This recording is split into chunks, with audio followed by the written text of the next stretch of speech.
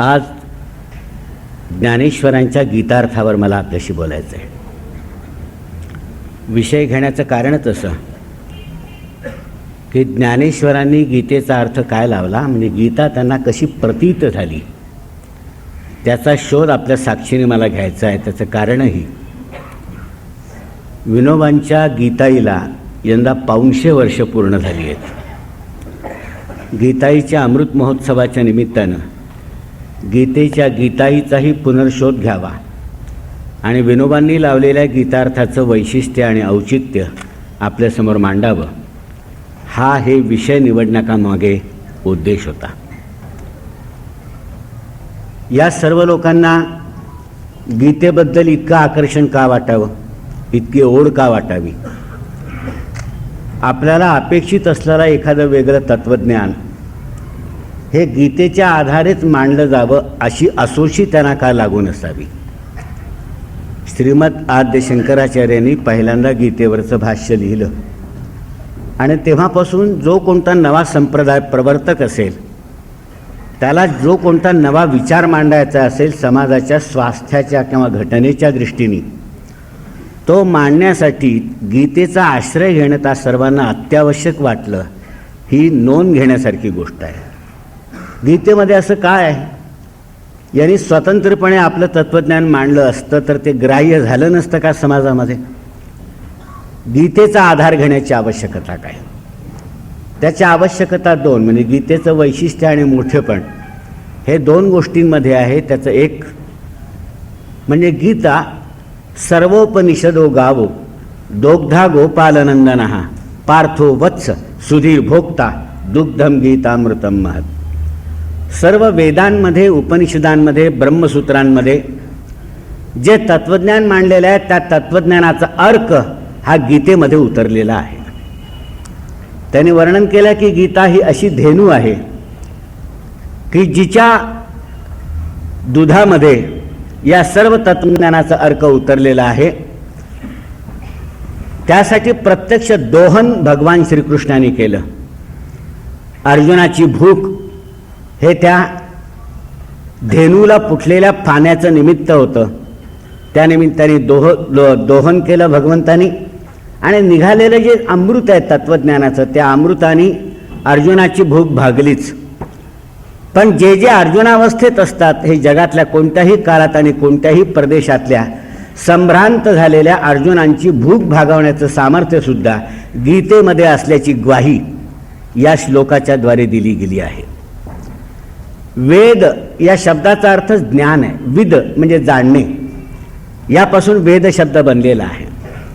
आणि ज्या काळामध्ये मोक्षासाठी, कैवल्य प्राप्तीसाठी, जीवनाचं सार्थक करून घेण्यासाठी ज्ञान या एकाच मार्गाचं प्रतिपादन आग्रहाने केलं जायचं, त्या काळामध्ये ज्ञानाची उपासना करण्याकरता वेदांचा अधिकार लाभलेला असणं अत्यंत आवश्यक होतं.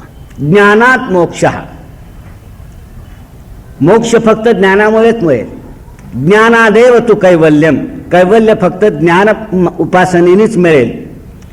अशा काळामध्ये वेदांचा अभ्यास करण्याचा अधिकार नसलेल्या लोकांसाठी गीता ही अतिशय उपयुक्त होती. म्हणून सर्व संप्रदाय प्रवर्तकांनी गीतेच्या द्वारे आपले नवीन विचार मांडलेत. नवीन विचार मांडताना गीतेचा आधार घेण्याचं एक कारण हे, आणि दुसरं कारण असं आहे की गीतेचा एक प्रामाण्य असं जर आपल्याला पुढे करता आलं तर आपोआप आपल्या विचारांना सुद्धा त्या प्रामाण्याची प्राप्ती होऊ शकेल असा या सगळ्यांना विश्वास होता. असा या सगळ्यांना विशेष विश्वास होता. हे त्या गीतेचं महत्त्व आहे. त्याच्याशिवाय स्वतंत्रपणे मांडता आलं नसतं असं नाही, परंतु मी जे बोलतोय ते गीतेमध्ये सांगितलेलंच आहे असं प्रतिपादन करता येण्याची सोय गीतेच्या आश्रयामुळे या सर्व लोकांना घेता आली, भाष्यकारांना, आणि म्हणून गीतेचा आधार घेतला गेला. आणि तिसरं महत्त्वाचं कारण असं आहे की हे मूळ गीतेचं सामर्थ्य आहे. ज्ञानेश्वरांनी ज्ञानेश्वरीमध्ये एक प्रसंग सांगितला आहे की क्षीरसागरामध्ये शंकर आणि पार्वती दोघेजण बसले होते आणि शंकर कुठल्या तरी विचारामध्ये मग्न होते. पार्वतीसारखी अत्यंत लावण्य संपन्न जीवन सहचरी शेजारी बसली असताना शंकराचं तिच्याकडे लक्ष नसावं आणि कोणाचा विचार करण्यामध्ये ते मग्न आहेत याबद्दलचं कुतूहलाने पार्वतीने जेव्हा त्यांना प्रश्न विचारला तेव्हा शंकराने उत्तर दिलं, मी गीतेचा विचार करतो आहे. आणि गीतेचा विचार करतो आहे उत्तर ऐकल्यानंतर साहजिकच पार्वतीच्या अंतःकरणामध्ये सवती मत्सर जागृत झाला असण्याची शक्यता आहे. तेव्हा तिने विचारलं, ही गीता कोण? त्यावेळेला भगवान शंकराने जे उत्तर दिल्याचं ज्ञानेश्वरांनी सांगितलं आहे, तेथ हरू म्हणे नेणीजे, जैसे का देवी रूप तुझे, तैसे नित्य नूतन देखीजे गीता तत्व. हे देवी, जसं तुझं रूप आहे, इतकी वर्ष आपण परस्परांच्या निकट सहवासात आहोत, तरी प्रत्येक वेळेला तुझ्याकडे पाहिल्यानंतर प्रतीत असं होतं की सौंदर्याचा हा उन्मेष यापूर्वी आपल्याला दिसलाच नाही, यापूर्वी आपल्या लक्षात कसा आला नाही. इतकेशी आपण निकटचे जिव्हाळ्याचे आपले संबंध, आपण परस्परांकडे पाहत असतो, पण प्रत्येक वेळेला तुझ्या सौंदर्यामध्ये एक नवीन उल्हास दिसतो, एक नवीन छटा दिसते, ती यापूर्वी लक्षात आली नाही असं वाटतं. त्याप्रमाणे तैसे नित्य नूतन देखीजे गीता तत्व, त्याप्रमाणे गीतेच्या तत्वाचा विचार आम्ही जसा करतो, त्या प्रत्येक वेळेला असं वाटतं की गीतेच्या हा विचार, गीतेच्या विचाराचा हा पैलू, गीतेच्या तत्वज्ञानाचं हे अंग आतापर्यंतच्या वाचनामध्ये आपल्या लक्षात आलंच नाही. याचा अर्थ की नित्य नवा अर्थ प्रसवण्याची क्षमता गीता माऊलीच्या गर्भामध्ये सुरक्षित असल्याची खात्री या सर्व भाष्यकारांना होती. आणि गंमत अशी की त्यामुळे महत्तम भाष्य भारतामध्ये जर कुठल्या ग्रंथावर झाली असतील तर ती भगवद्गीतेवर झालेली आहेत. मी नेहमी सांगतो की भगवद्गीतेचे 18 अध्याय आहेत. या 18 अध्यायामध्ये 700 श्लोक आहेत.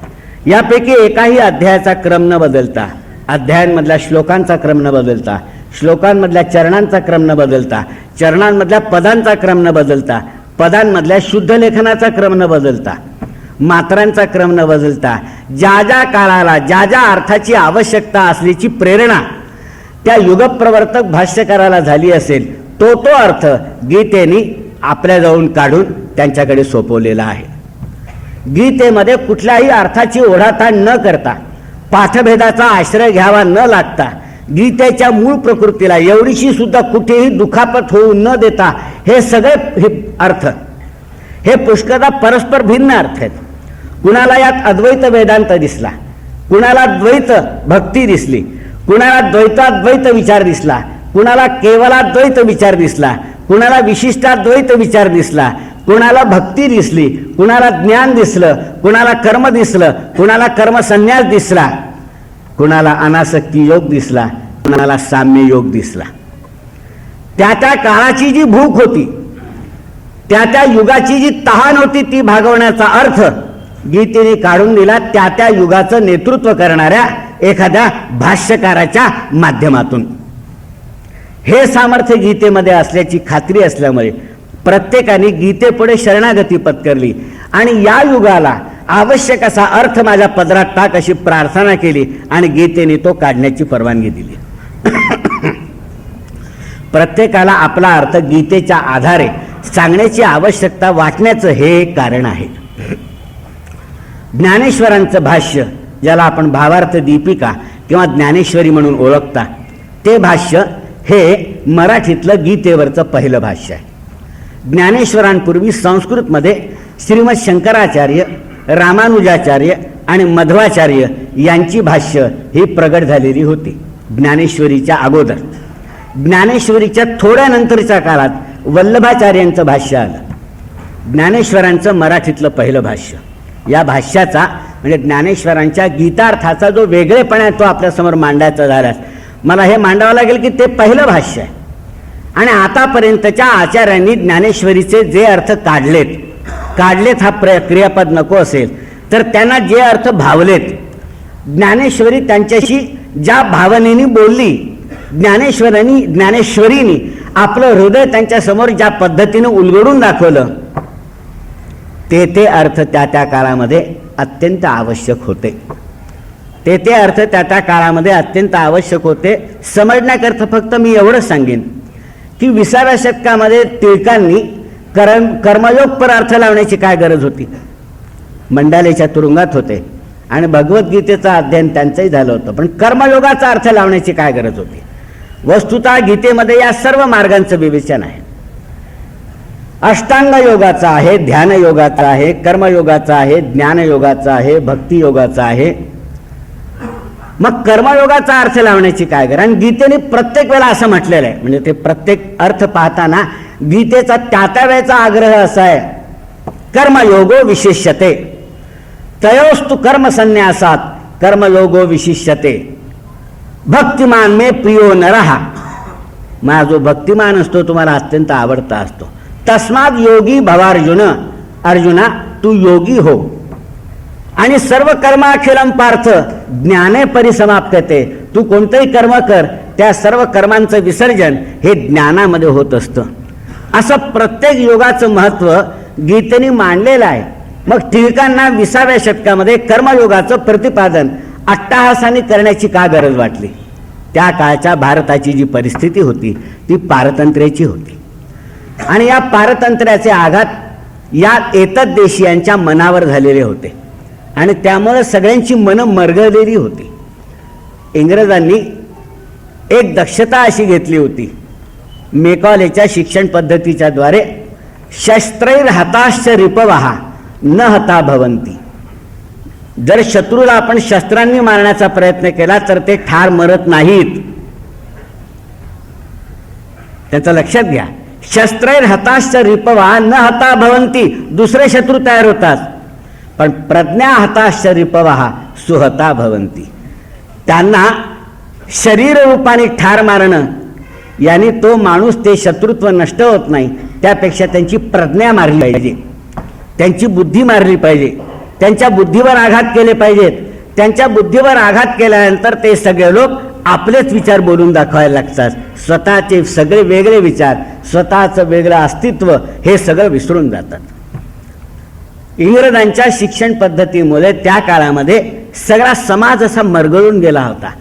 स्वातंत्र्याची कुठलीही एकही ठिणगी नव्हती. न्यायमूर्ती रानडे यांच्याबद्दलच्या मृत्यूलेखामध्ये टिळकांनी हे शब्द वापरला आहे की तो देश त्यावेळेला थंड गोळाहून पडलेला होता. त्याच्यामध्ये स्वातंत्र्याचा स्फुल्लिंग चेतवणारा पहिला माणूस म्हणजे न्यायमूर्ती रानडे असा त्यांचा उल्लेख केला होता. तेव्हा ज्यांना आपल्या मरगळलेल्या अवस्थेमध्ये स्वातंत्र्याबद्दलची आकांक्षा सुद्धा उगवण्याची शक्यता नव्हती, त्यांच्यामध्ये स्वातंत्र्याबद्दलची ज्वाला भडकवायची होती टिळकांना. आणि म्हणून त्यांनी कर्मयोगाचा सिद्धांत मांडला. आणि हा सिद्धांत मी मांडला नाही, हा भगवान कृष्णाने गीतेमध्ये मांडला आहे. देवानी सांगितलं म्हणून ते पटलं आणि अशा पद्धतीने कर्मयोगाचा सिद्धांत हा त्यावेळेला प्रचलित झाला. ज्ञानेश्वरांनी वेगळा मांडला. ज्ञानेश्वरांचं अलौकिकपण असं आहे की ज्ञानेश्वरांनी वेगळा मांडला. ज्ञानेश्वर हे वेदांना कमी लेखत नव्हते, ही गोष्ट ठीक आहे. वेदांचा त्याने उल्लेख केला आहे, वेदू संपन्न असे ठाई. वेद ज्ञानाच्या बाबतीत अत्यंत श्रीमंत. मी आपल्याला म्हणालो विद म्हणजे जाणणे, वेद म्हणजे ज्ञानच. वेदू संपन्न होय ठाई. वेद ज्ञानाच्या बाबतीत अत्यंत श्रीमंत. पण अत्यंत श्रीमंत लोकांचं जे दुसरं अटळ वैशिष्ट्य असतं, परिकृपणू ऐसा आन नाही. अत्यंत श्रीमंत आणि अत्यंत कृपण. जे श्रीमंत असतात ते कृपण असतात, जे कृपण असतात ते श्रीमंत होतात. त्या वेद हा अत्यंत श्रीमंत झाला याचं कारण वेद कृपण होता. कोणता कृपणपणा केला वेदांनी? ज्ञानेश्वर म्हणतात वेदू संपन्न होय ठाई परिकृपणू ऐसा आन नाही. जो कानी लागला तीही वर्णांची या. वेदाधिकार हा त्रैवर्णिकांना होता, याला ज्ञानेश्वरांनी घेतलेला हा चिमटा होता. या 3 वर्णांना वेदाधिकार, या 3 वर्णांना ज्ञानाधिकार, अर्थातच या 3च वर्णांना मोक्षाधिकार. बाकीच्याने काय करायचं? तुम्ही आम्ही परमेश्वराला मनुष्य जन्म मागितला नव्हता, किंबहुना जन्मच मागितला नव्हता. परमेश्वराला आपण अर्ज केला नव्हता, आपण त्यासाठी आग्रह धरला नव्हता, प्रार्थना केली नव्हती. त्याने हा जन्म आमच्यावर लादला. बरं, जन्म लादताना त्याने आमचा चॉईस विचारला नाही की तुम्हाला कुठे पाहिजे, कोणत्या देशात, कोणत्या भाषेत, कोणत्या वर्णात, हे त्यांनी विचारलं नाही. तेव्हा सर्वतोपरी 100% देवानी हा जन्म आमच्यावर लादलेला आहे. तेव्हा आमच्यावर सक्तीने लादलेला जो जन्म आहे त्या जन्माचं सार्थक करण्याचा अधिकार सुद्धा हिरावून घेणार. हा केवढा मोठा अन्याय आहे. या अन्यायाची जाणीव झाल्याबरोबर ज्ञानेश्वर म्हणाले, वेदू संपन्न होय ठाई परिकृपणू ऐसा आन नाही, जो कानी लागला तीही वर्णांची या येरा भवव्यथा ठेलिया.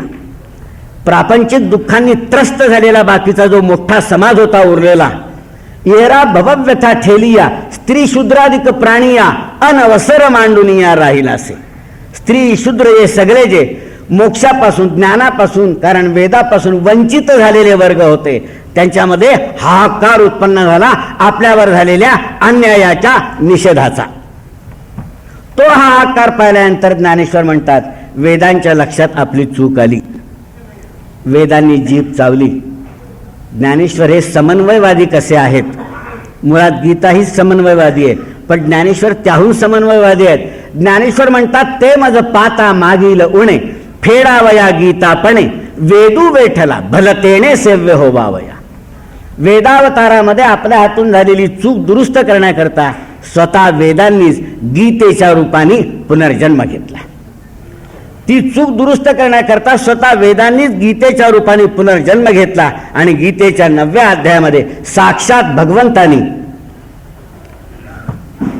अर्जुनाच्या निमित्तानं अवघ्या जगाला हे आश्वासन दिलं. अर्जुनाच्या निमित्तानं अवघ्या जगाला हे आश्वासन दिलं, मामी पार्थ व्यपाश्रित्य येपी स्युः पापयोनया स्त्रियो वैश्यास तथा शूद्रास्तेपि यांती परांगती. ज्यांना ज्यांना वेदांनी ज्ञानाधिकार नाकारला होता आणि मोक्षाधिकार नाकारला होता, आपल्या आयुष्याचं सार्थक करण्याच्या मार्गाचा सुद्धा अधिकार हिरावून घेतला होता, त्या सर्वांना परमगती पावण्याचा अधिकार गीतेने घोषित केला. फक्त मला शरण या, माझी भक्ती करा अनन्य भावानी, मग तुम्ही कोणीही असा कुठलेही असा, तुम्हाला परमगती पावण्याचा अधिकार आहे. अखेर मानवांना आहे. जे जन्मवंचित आहेत त्यांना तर आहेच. जन्म ज्यांनी मागितला नव्हता तरी सुद्धा त्यांना नको त्या वर्णामध्ये जन्म मिळाल्यामुळे ज्ञानाला मुकण्याची पारी आली, त्यांना तर हा अधिकार दिलाच. पण ज्यांना जे जन्मवंचित होते त्यांनी कर्मवंचित होण्याची गरज नाही. कर्म तुमच्या हातात होतं. जन्माचं स्वातंत्र्य आपल्याला नव्हतं, पण जन्मल्यानंतर कर्माचं स्वातंत्र्य आपल्याला होतं. चांगली कर्म करायची आणि आपल्या आयुष्याचं सार्थक करून घ्यायचा हा मार्ग आपल्यासाठी मोकळा होता. असं असताना सुद्धा आपल्या हातून पाप घडतं, आपल्या हातून अपराध घडतात, आपल्या हातून चुका घडतात, गुन्हे घडतात आणि जगाच्या दृष्टीमध्ये आपण पतित ठरतो. हा काही परमेश्वराचा गुन्हा नाही आहे, आपण आपल्या कर्माने आपल्यावर ओढवून घेतलेला तो अपराध आहे. गीता आता इतकी उदार झाली आहे, वेदांच्या पलीकडे निघून गेली. वेदांनी फक्त गीतेने जन्मवंचितांनाच फक्त अधिकार दिला नाही. गीता म्हणते, अपिचेत सुदुराचार भजते माम अनन्य भाग साधुरेव समंतव्या सम्यक व्यवसितो हि सहा. एखाद्याच्या हातून दुराचरण घडलं चालेल, पण त्या दुराचरणाबद्दलचा जर पश्चात्ताप त्याला प्रामाणिकपणाने झाला असेल, पश्चात्तापावून असा माणूस जर माझी भक्ती करायला लागला तर त्याचा सुद्धा उद्धार होतो. गीतेचा शब्द उद्धाराचा नाही, गीतेचा शब्द जास्ती चांगला आहे. साधुरेव समंतव्य. तो केवळ चांगला माणूस नाही, साधूच होतो. सम्यक व्यवसितो हि सहा. जे त्याच्या हातून घडलं ते चांगलंच घडलं, काही चुकलं नाही. त्याचा जो कलंकित अशा रीतीचा भूतकाळ होता तो आपल्या सत्कर्माने त्यांनी धुवून टाकला. आता उज्ज्वल भविष्य त्याच्यासमोर त्याच्या स्वागतासाठी उभा आहे. जो साधू शब्द वापरला तो सज्जन या अर्थाने जरी वापरला असेल तरी सत्पुरुष या अर्थाने तुम्हाला मला तो सहज पटण्यासारखा. याचं कारण सर्वसामान्य माणसाची श्रद्धा ही प्रत्यक्ष परमात्मा खालोखाल परमात्म्यापेक्षा साधूवर असते, सत्पुरुषावर असते, संतांवर असते. कारण कबीर महाराज म्हणाले होते की साधू हा रोखीचा व्यवहार आहे, नगदीचा व्यवहार आहे. परमेश्वर उधारीचा मामला आहे. तुम्ही त्याच्या प्राप्तीकरता तपश्चर्या कराल, तो मिळेलच याची शाश्वती नाही. पुन्हा आपल्या कानावर हात ठेवून तो मोकळा होईल. परंतु साधू आम्हाला मिळतो, आमच्याशी बोलतो, आम्हाला सेवा करू देतो, आम्हाला उपदेश करतो. साधू हा नगदीचा व्यवहार आहे. त्या उधारीच्या मामल्यासाठी हा व्यवहार सोडून चालणार नाही. त्याच्यामुळे साधूवर परमेश्वरापेक्षा आमची अधिक श्रद्धा असते. कारण खात्री अशी असते परमेश्वर मिळेल न मिळेल, पण परमेश्वर मिळवून देण्याचं खरं सामर्थ्य साधूमध्ये आहे आणि त्याच्यामुळे मी त्याला शरण जातो. आणि तुम्हाला माहीत असेल, दर आषाढी आणि कार्तिकी एकादशीला 5 ते 10 लाख लोकांच्या वाऱ्या जातात पंढरपूरला. रस्ताभर उद्देश पांडुरंगाच्या दर्शनाचा असतो, पण रस्ताभर जयघोष चालतो तो ज्ञानोबा तुकारामाचा चालतो, ज्ञानबा तुकारामाचा चालतो. पांडुरंगाचा विठ्ठलापेक्षा ज्ञानबा तुकाराम अधिक भरोशाचे आहेत असा त्यांचा अनुभव आहे, असं त्याचा अर्थ आहे. वेदांबद्दल ज्ञानेश्वरांनी अनादर दाखवलेला नाहीये. ज्ञानेश्वर म्हणतात की वेदांची महती इतकी आहे जे अहितापासून काढी ती तुमच्या आयुष्यामध्ये तुमचं अकल्याणापासून रक्षण करतात. नाही श्रुती परोती माऊली जगा. ज्ञानेश्वरांनी वेदांना माऊली म्हटलंय, मातेचं स्थान दिलंय. ती जशी आपल्याला दुर्गुणापासून परावृत्त करते, सत्कर्मासाठी प्रवृत्त करते, त्याप्रमाणे वेद आहेत. अशी वेदांबद्दलची आदराची भावना ज्ञानेश्वरांनी व्यक्त केली. तरी सुद्धा एक सत्य सांगितल्याशिवाय ज्ञानेश्वरांना राहवलं नाही. वेद आणि गीता याच्यामधला फरक सांगण्याकरता गीता हा वेदांची सुधारित आवृत्ती आहे एवढं सांगून ज्ञानेश्वर चूप बसत नाही. ज्ञानेश्वर म्हणतात, अहो हा वेदार्थ सागरू जया निद्रिस्ताचा घोरू. वेदांचा जन्म हा परमेश्वराच्या निश्वसितापासून झालेला आहे. यस्य निश्वसितम वेदा. परमेश्वराच्या निश्वासातून वेदांचा जन्म झालाय. म्हणून ज्ञानेश्वर म्हणतात की एवढा मोठा वेदार्थ सागर निर्माण झाला, हा त्या निद्रिस्ताचा घोरू. परमेश्वर त्यावेळेला झोपलेला होता आणि त्याच्या घोरण्यामधून वेद निर्माण झालेत. हे जर खरं असेल तर फरक हा आहे की त्याच्या निद्रिस्ताच्या घोरण्यातून वेद निर्माण झाले. गीता परमेश्वरांनी जागेपणी सांगितली, जाग झाल्यावर सांगितली. हा वेदार्थ सागरू जया निद्रिस्ताचा घोरू तो प्रत्यक्ष परमेश्वर बोलला. तो परमेश्वर प्रत्यक्ष अर्जुनाशी बोललेला आहे आणि त्यातून गीतेचा जन्म झालेला आहे. जागृतावस्थेत डोकं जाग्यावर ठेवून परमेश्वराने हे आश्वासन दिलेलं आहे. झोपेत दिलेलं नाही. झोपत दिलेलं वचन जागेपणी पूर्ण करणारा एकच माणूस झाला, हरिश्चंद्र. परमेश्वराचं सुद्धा नाव त्या बाबतीत घेतलं जात नाही. म्हणून गीता महत्वाची. गीता महत्वाची. ज्ञानेश्वरांनी सुद्धा गीता लक्षात घेतली. याचं कारण गीतेतला 9वा अध्याय. गीतेतला 9वा अध्याय, 9व्या अध्यायामध्ये ज्ञानेश्वरांनी दिलेले हे आश्वासन. आणि त्या आश्वासनासकट जे जन्मवंचित लोक होते, आम्ही जन्म मागितला नाही, आम्हाला मिळाला, नको त्या ठिकाणी नको त्या दर्शेचा जन्म आम्हाला मिळाला आणि त्यामुळं जन्मभर आम्हाला पतित म्हणून राहण्याची पाळी आली, त्या सर्वांना गीतेने पोटाशी घेतलं. त्यांना जवळ घेतलं, त्यांच्या पाठीवरून हात फिरवला आणि त्यांना आश्वासन दिलं की काही गरज नाही तुम्ही वैषम्य बाळगण्याची, न्यूनगंड बाळगण्याची. तुम्ही सुद्धा तपश्चर्याच्या भरोशावर, साधनेच्या भरोशावर, भक्तिमार्गाच्या भरोशावर तेच मिळवू शकता जे ऋषी तपश्चर्याच्या भरोशावर अरण्यातून मिळवतात. तेच मिळवू शकतात जे योगी योग साधनेच्या भरोशावर मिळवतात. जे कर्मवान असतात, योगी असतात, ते कर्माच्या साह्याने मिळवतात, ज्ञानाच्या साह्याने मिळवतात. तुमच्याजवळ ज्ञान नाही, तुमच्याजवळ योग सामर्थ्य नाही, तुमच्याजवळ तपश्चर्या करण्या इतकं धीर नाही आणि तुमच्याजवळ कर्मयोग पालना इतका सुद्धा आत्मविश्वास नाही. अशांना फक्त भक्त जमतं ना. त्यांनी सांगितलं हो, त्यांना सुद्धा तेच स्थान मिळतं. ते तुम्हाला कमी लेखत असतील.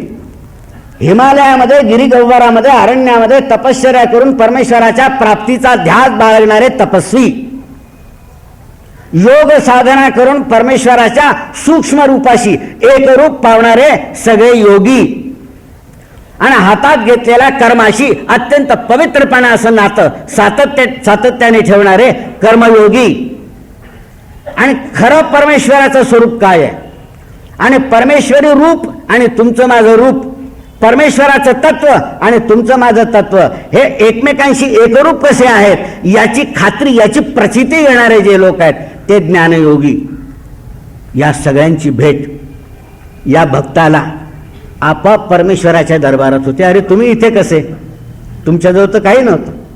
तुमच्याजवळ ज्ञान नव्हता, कर्म नव्हता, योग सामर्थ्य नव्हतं, तपश्चर्या करण्याचा धीर नव्हता. अरे शिक्षण सुद्धा नाही तुमचं आणि तरी तुम्ही इथे. ते दान, ती कृपा, तो अनुग्रह गीता माऊलींनी त्यांच्यावर केलेला आहे. आणि हे आता मला सांगू द्या, गीतेच्या सर्व भाष्यकारांमध्ये पहिल्यांदा जर कोणाच्या लक्षात आलं असेल तर ते ज्ञानेश्वरांच्या लक्षात आलं. तोपर्यंतची सगळी जी भाष्य होती ती बौद्धिक पातळीवर करामत दाखवणारी भाष्य होती. तत्वज्ञानामधला वेगळेपणा प्रस्थापित करणारी भाष्य होती. वेगळे संप्रदाय निर्माण करणारी भाष्य होती. ते संप्रदाय निर्माण झालेत. अखिल मानव जातीला लागू पडणारं पहिलं भाष्य आणि पहिला अर्थ हा ज्ञानेश्वरांच्या प्रतिभेला प्रतीत झाला आणि त्यानं तो भगवद्गीतेद्वारे मागितला. ज्ञानेश्वरांना माहीत होतं आपण गीता कशाकरता लिहितो, आपण ज्ञानेश्वरी कशाकरता लिहितात, कुणाकरता लिहितात. अशा लोकांकरता लिहितात की ज्यांच्याजवळ यापैकी काहीही नाही, ज्यांच्याजवळ संस्कृत भाषा नाही, त्या संस्कृत भाषेमध्ये कोंडून ठेवलेलं ज्ञानसुद्धा ज्यांना मिळालेलं नाही, संस्कृत भाषेचे दरवाजे यांच्याकरता बंद आहेत, खिडकीसुद्धा किलकिलीसुद्धा झाली नाही. असे जे बिचारे अभागी लोक आहेत त्यांच्याकरता मला त्यांच्या भाषेमध्ये गीतेचं तत्त्वज्ञान आणायचं आहे. हे ज्ञानेश्वरांना माहीत होतं. त्यामुळे तुमच्या भाषेमध्ये पण तरीसुद्धा तुम्हाला अवघड राहील असा मार्ग सांगण्याच्या फंदात ज्ञानेश्वर पडले नाहीत. तुम्हाला जो शक्य होईल, तुम्हाला जो शक्य होईल तो मार्ग ज्ञानेश्वरांनी सांगितला. तुम्हाला जो शक्य होईल तो मार्ग ज्ञानेश्वरांनी सांगितला. तुमचा जन्माबद्दलचा सगळा न्यूनगंड झटकून जावा अशा रीतीने तो तुमच्या गळी उतरवला. त्यांनी ज्ञानेश्वर म्हणाले, काष्ठ काष्ठ कुठपर्यंत असतं, जोपर्यंत अग्नीचा स्पर्श होत नाही तोपर्यंत. एकदा काष्ठाला अग्नीचा स्पर्श झाला की त्याला काष्ठ म्हणत नाहीत, त्याला अग्नीच म्हणतात. तो त्यानंतर काष्ठ उरत नाही, तो अग्नीच होतो. परमेश्वराच्या विचाराचा ज्याला स्पर्श झाला तो माणूस आता कुठल्याही वर्णाचा, जातीचा, वर्गाचा, धर्माचा राहत नाही. तो फक्त भगवंताचा होऊन जातो. तो फक्त भगवंताचा होऊन जातो. मित्रांनो, इतकी सोपी करून सांगितलेली आहे गीता ज्ञानेश्वरांनी, इतकी सोपी करून सांगितलेली आहे. म्हणजे आमच्या मराठीचे अध्यापक होतो. आम्ही नेहमी सांगत होतो की मराठी ही भाषा अशी आहे की परीक्षेला बसला नाहीत तरी तुम्ही पास व्हाल, कारण तुमची मातृभाषा आहे. ज्ञानेश्वरांनी भक्तिमार्ग इतका सोपा करून सांगितला, इतका सोपा करून सांगितला.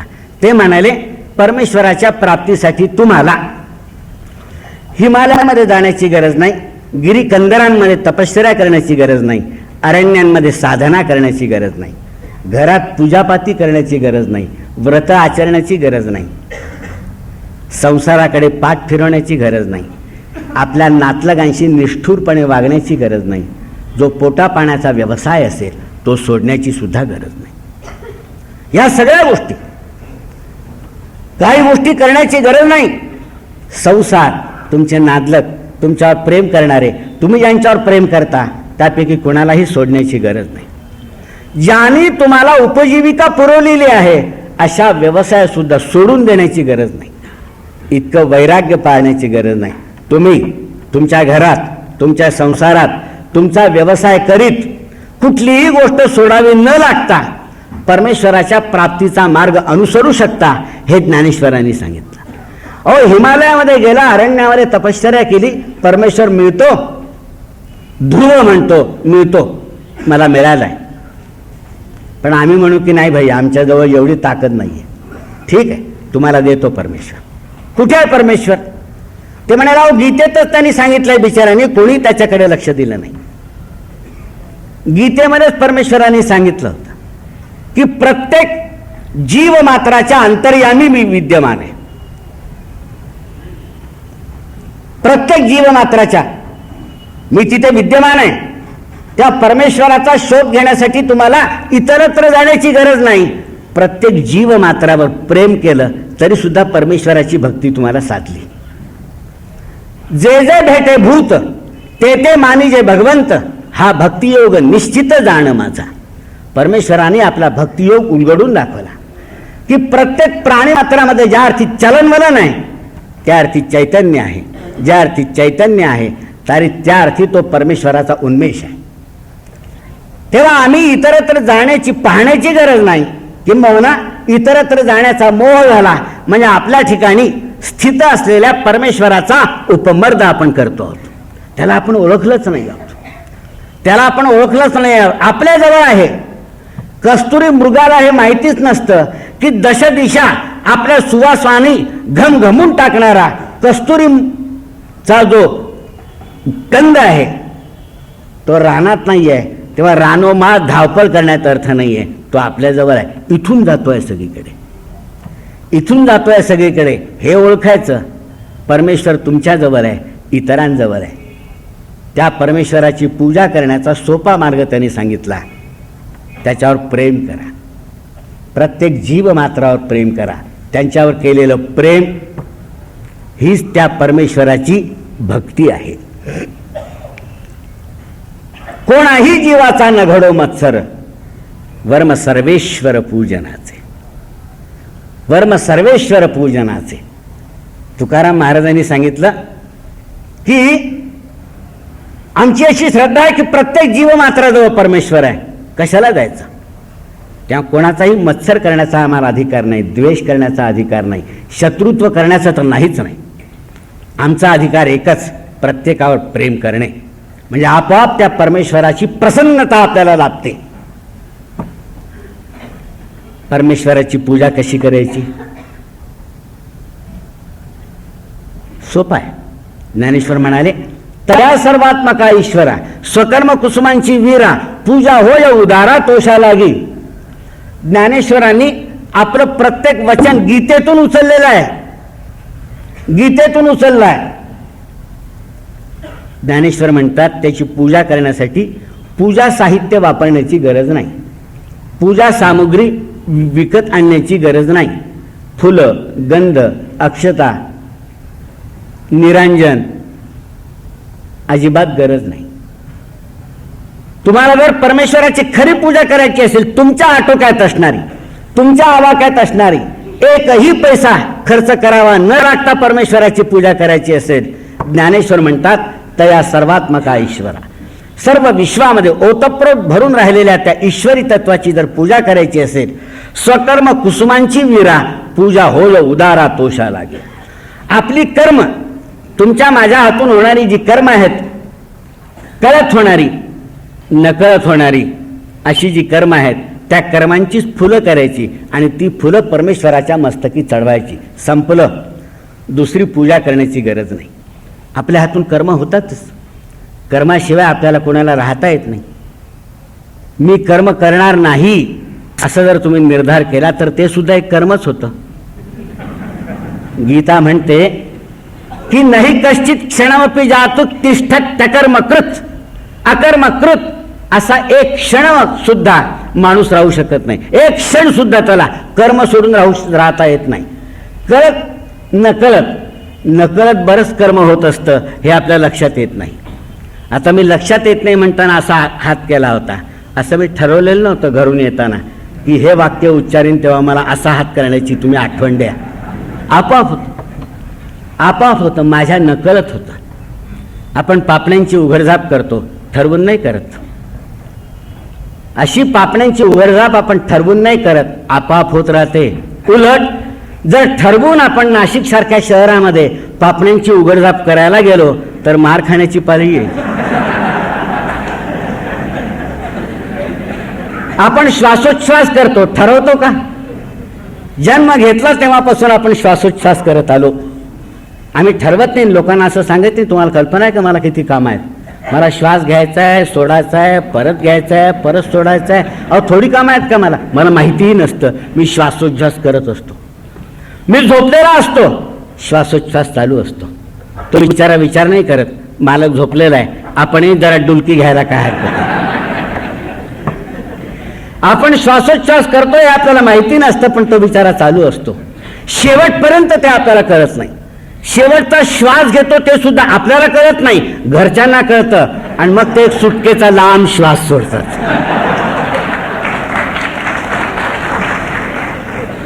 ही सगळी कर्म ईश्वरार्पण बुद्धीने करायची.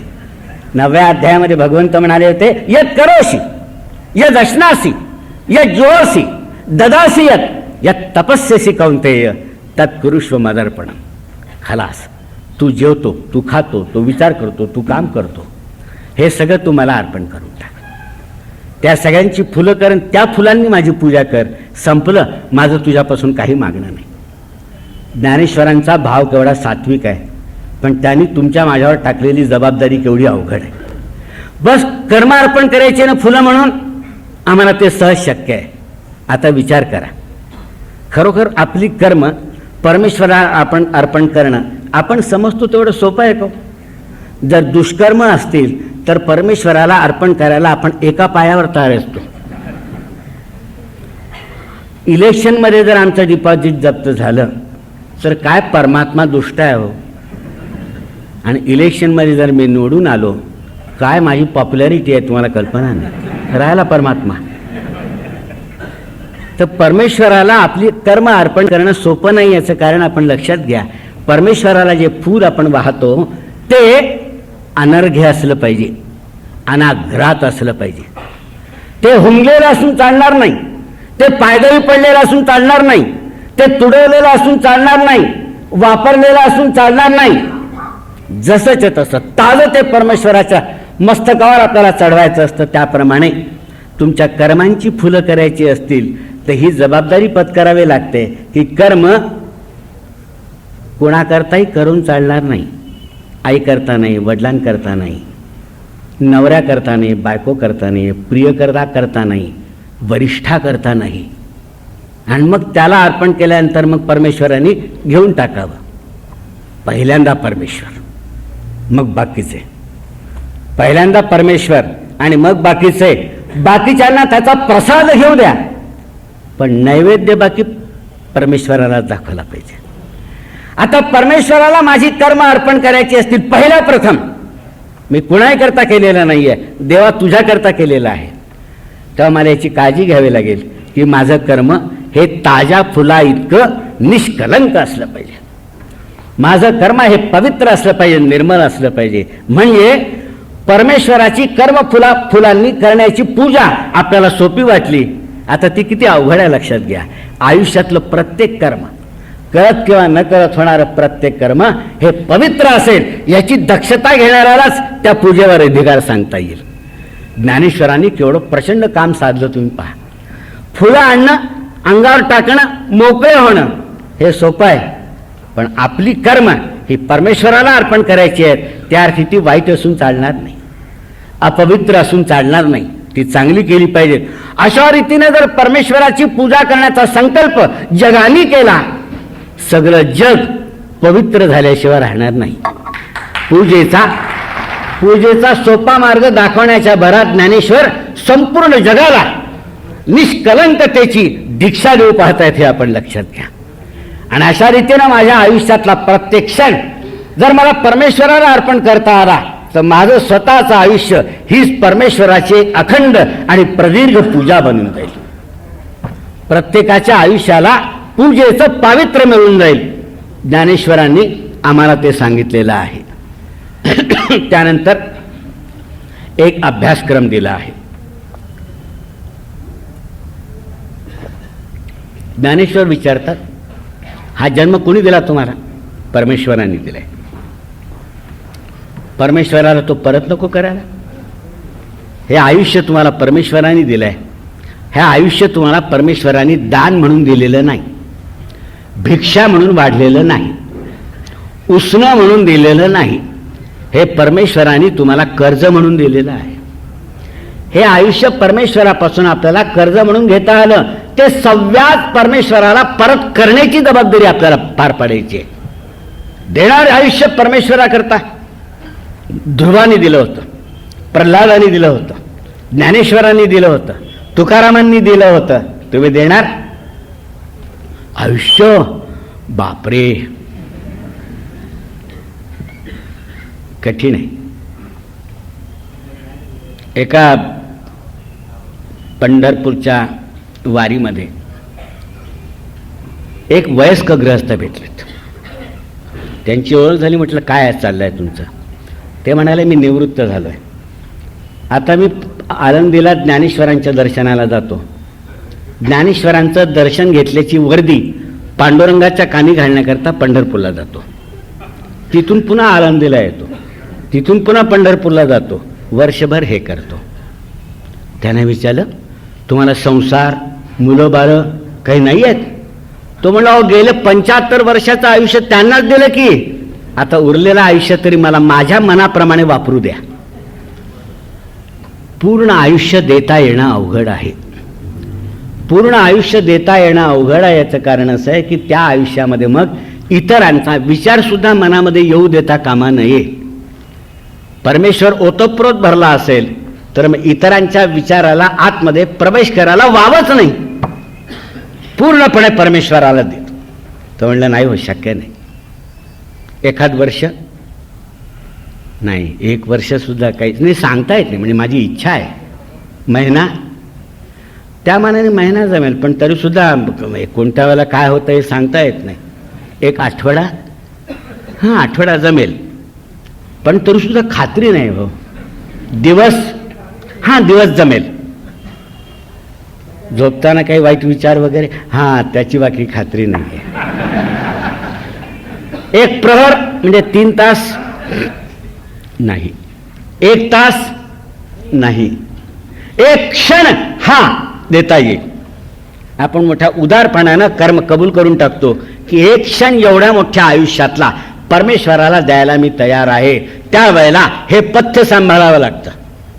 जेणे विठ्ठल मात्रा घ्यावी तेणे पथ्य सांभाळावी. त्याला पथ्य सांभाळावं लागतं. 1 क्षण का होईना, पण त्या क्षणात तू तुझा नाहीस, तू तुझ्या आईवडिलांचा नाहीस, भावा बहिणींचा नाहीस, बायको मुलांचा नाहीस, तुझ्या बॉसचा नाहीस. त्या वयात पूर्ण अधिकार तुझ्यावर परमेश्वराचा. अन्य कोणताही विचार मनामध्ये येता उपयोगी नाही. ज्ञानेश्वरांना एक खात्री आहे की तुम्ही 1 क्षण द्यायला जरी तयार झालात तर तुम्हाला अनुभव येईल की त्या क्षणाचा अनुभव इतका आनंदाचा असेल की आपोआप उरलेल्या संपूर्ण आयुष्याबद्दल तुमच्या मनामध्ये केवळ नावणच नव्हे, तुच्छता उत्पन्न होईल की काय घालवलं आपण आयुष्य, त्यापेक्षा हा क्षण चांगला. आणि म्हणून त्या क्षणाची व्याप्ती वाढवण्याचा आपल्या हातून प्रयत्न होईल. व्याप्ती वाढवण्याचा प्रयत्न झाला की मग हळूहळू परमेश्वर तुम्हाला आपल्याजवळ खेचू लागेल, ओढू लागेल. तुकाराम महाराजांच्या आयुष्यामध्ये केवढे प्रसंग आले, दुःखाचे, संकटांचे, आघातांचे, पण त्या माणसांनी त्या प्रसंगाकडे पाहण्याची जी दृष्टी दाखवली ती सामान्य माणसाला संतत्वाकडे घेऊन जाणारी दृष्टी आहे. बायको अन्न करीत मेली,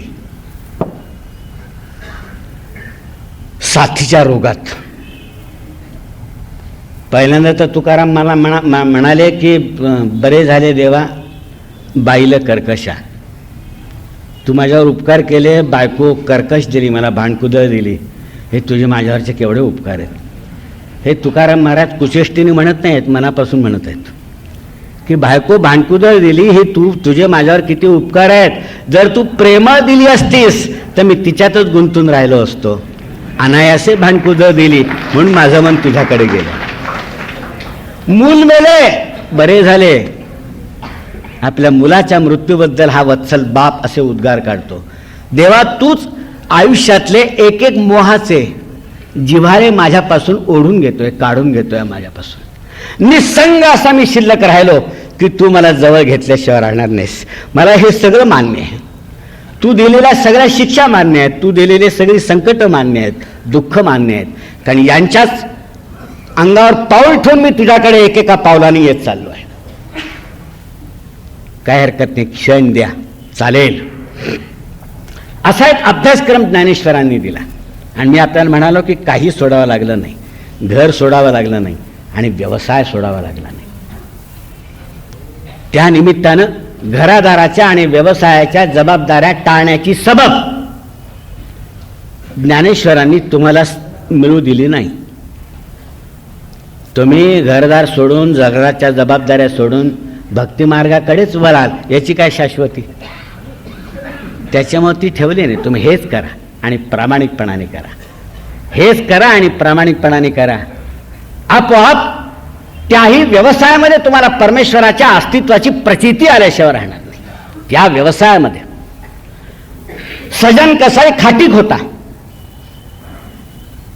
त्या व्यवसायामध्ये सुद्धा अप्रिय कटू व्यवसाय करत असताना सुद्धा परमेश्वराच्या अनुभवाचा आल्हाद त्याला अनुभवायला मिळत होता.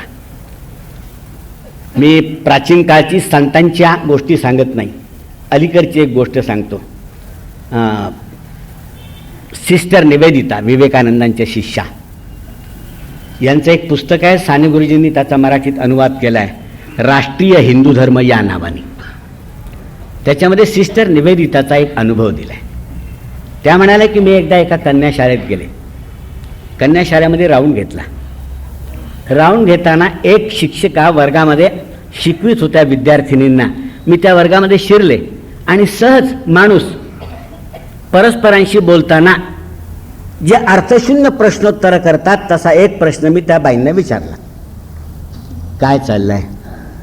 दिसत नव्हते शिकवतायत तरी विचारण्याची गरज काय, पण आपण एक प्रस्तावना म्हणून काहीतरी विचारत असतो.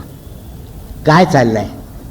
त्या बाईंनी सिस्टर निवेदिताकडे पाहिलं, आपल्या मुलींकडे पाहिलं. तिने उत्तर काय द्यायचं होतं की मी माझ्या विद्यार्थिनींना शिकवते आहे, मी माझ्या विद्यार्थिनींना ज्ञानाच्या दृष्टीनं उन्नत करण्याचा प्रयत्न करते आहे. आजच्या विषयाची जी तयारी मी घरून करून निघाले ती तयारी सगळी मी माझ्या.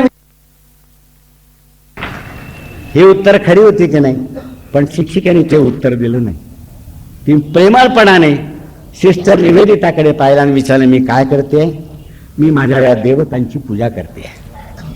या माझ्या विद्यार्थिनी नाही आहेत, या माझ्या देवता आहेत. परमेश्वराने विचारलं, मी काय करते? मी माझ्या या देवतांची पूजा करते. या माझ्या विद्यार्थिनी नाही आहेत, या माझ्या देवता आहेत. परमेश्वराने सांगितले की माझ्या पूजे करतात, त्यांना सोडून तू माझ्याकडे येऊ नकोस.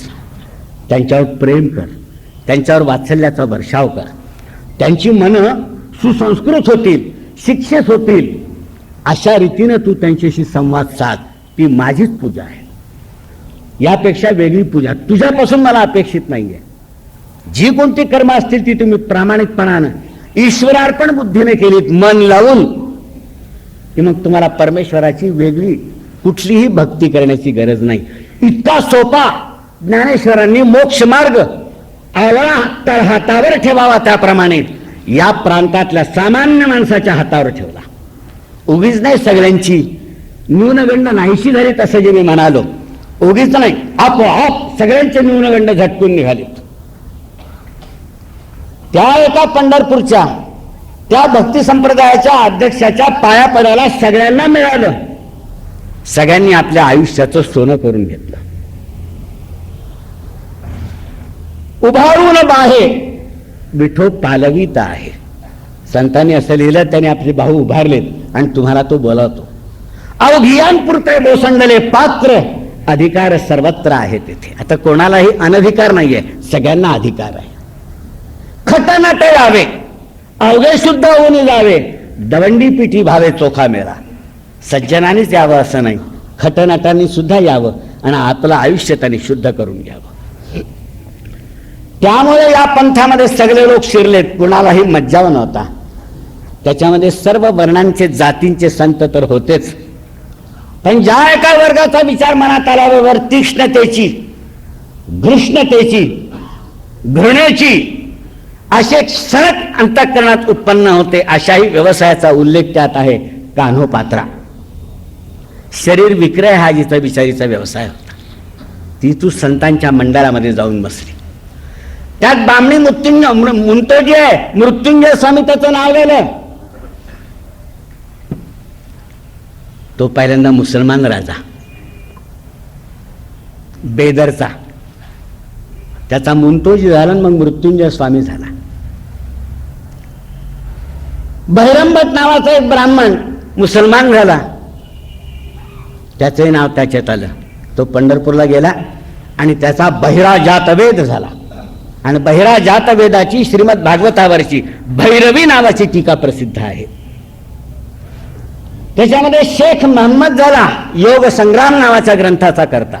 शेख महम्मद अविंद, त्याचे हृदय गोविंद असं जो म्हणत असे तो, त्याने आपल्या ग्रंथाच्या प्रास्ताविकामध्ये शेख महम्मद, शेख सय्यद, शेख फरीद, शेख सुलतान अशा 50 मुसलमान विठ्ठल भक्तांची यादी दिलेली आहे. मी हे सगळं एवढ्या करता सांगतो मित्रांनो, की तुमच्या माझ्या धर्माने, तुमच्या माझ्या धर्मशास्त्रांनी ज्ञानेश्वरांचे अधिकार नाकारले हो.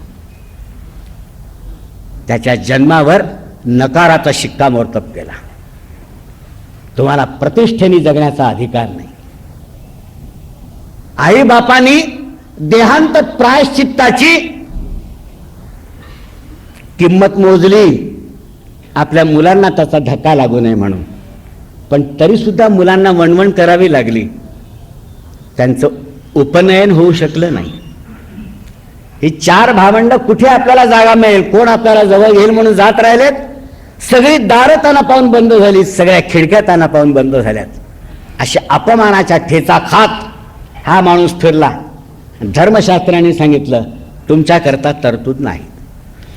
ज्ञानेश्वरांसाठी आपली दारं बंद करणाऱ्या धर्मशास्त्राच्या पार्श्वभूमीवर ज्ञानेश्वरांनी वेदांबद्दल, धर्माबद्दल, धर्मशास्त्राबद्दल एकही कटू उद्गार न काढता, एवढासाही रोष न बाळगता, एवढीशी प्रतिशोधाची भावना अंतःकरणामध्ये न ठेवता ज्ञानेश्वरीच्या निर्मितीतून अशा एका नव्या धर्माला जन्म दिला की ज्या धर्माने जन्माला आलेल्या कोणालाही नकार दिला नाही.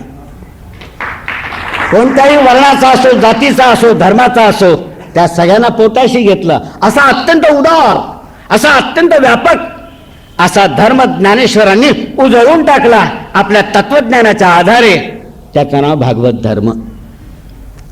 त्याचा परिणाम असा झाला की ज्ञानेश्वरांचं प्रामाण्य, पावित्र्य, मान्यता इतकी वाढली की ज्या धर्म मार्तंडांनी ज्ञानेश्वरांना नकार दिला होता त्यांनीच ज्ञानेश्वरांची मूर्ती आपल्या देव्हाऱ्यामध्ये स्थापन केली आणि ज्ञानेशो भगवान विष्णू म्हणून त्यांना मान्यता दिली. ज्ञानेश्वरांना सापडलेला जो हा गीतार्थ आहे तो तत्पूर्वीच्या कोणाही भाष्यकाराच्या लक्षात आला नव्हता. म्हणून सर्वसामान्यांच्या मायभाषेमध्ये ज्ञानेश्वरांनी तो त्यांच्या कानामध्ये सांगितला. सगळे सोपे मार्ग सांगितले.